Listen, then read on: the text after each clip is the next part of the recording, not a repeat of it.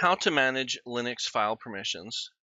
We're going to cover how to read file permissions with the ls command, how to change file permissions with the chmod command, and how to change the file owner with the chown command. Let's take a look at some files here. ls-l. So that's the -l indicates long format. So we're looking at the long format listing. On the right-hand side are the file names. On the left-hand side, we have the dash or D to indicate whether it's a directory or a non-directory. And the rest of the string on the left-hand side indicates the file permissions. There's 9 characters there, 3 sets of 3. The first set is the permissions for the owner of the file. The second set of 3 is the permissions for the group owner of the file. And the last set of 3 is the permissions for everybody else. So you can see we have read, write, execute, and dash. The dash indicates that there's no permissions in that section. Read, write is RW, and X is execute, meaning it's tagged as a script or some other kind of executable. Let's take a look at that last file in that listing, notes.txt. The first 3 characters in that permission string are RWX. So that's read, write, execute for the owner of that file. The next set of 3 characters, RW, indicate read, write for the group, and then there's just an R for read for everybody else.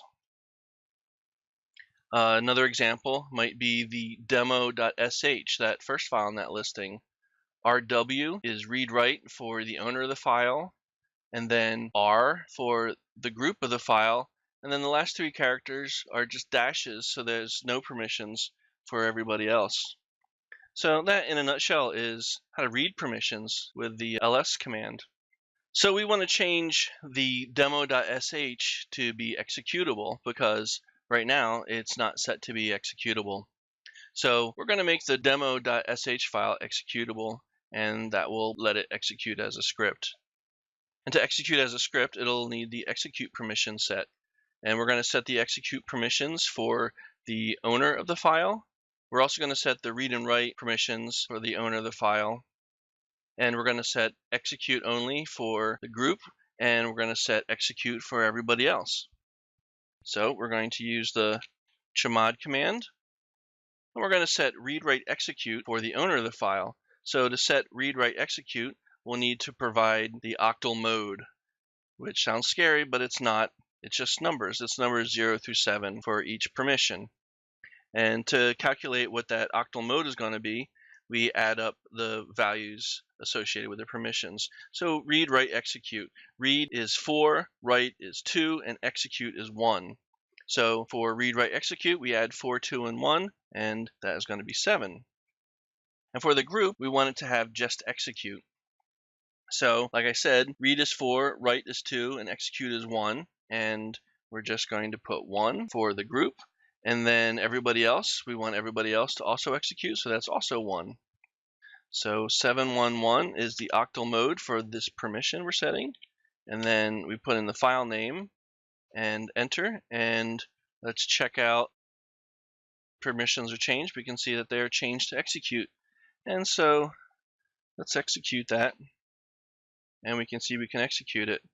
And just to demonstrate how we can set it to not execute, let's change it to something else. So I'm going to change it to read, write. And so if we recall, read is 4, write is 2, 4 and 2 is 6, so 6. And then we're going to give nobody else any permissions, so the group doesn't have any permissions, and everybody else doesn't have any permissions. So we'll set it to 600. So we've got chmod 600 and then the file name, enter, and let's just look at the listing just to see that it's not executable. Then let's try to execute it. Hey, permission denied. And then we'll set it back, and then we'll execute it again, and then there we can execute it. So that's setting the executable permission. So another example might be the notes.txt. So let's say that this is some notes that we want to share with our team, the group, and we don't want to share it with anybody else.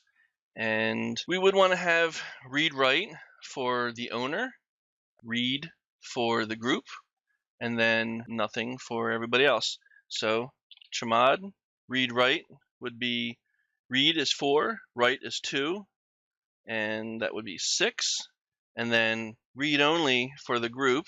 So read is 4, and then nothing for everybody else. And then put the file name in there. And then we've changed the permissions. So that's in a nutshell how to change the permissions. So now we're going to look at how to change the owner of files. And that would be the chown command. So we use chown, and then the name of the owner, and then the name of the owner's group, and then the name of a file. So let's change the file 3, and we get an error, operation not permitted. That's because I'm logged in as a regular user. Regular users don't have permissions to change the owner. You'd need to be either logged in as root, or you'd need to be a member of the sudoers and do a sudo to execute this command. So I've flipped over here to the root prompt so that I can change the owner. Let's take a look at the files in that directory, and I'm going to change file 3 to be owned by root. So we do the chown command and root file 3. So we've got chown root : root, and so that's the owner root and the group root, and file 3 is the file name. And we've changed the owner to root.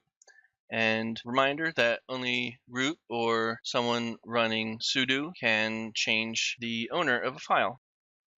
And that's how to manage Linux file permissions.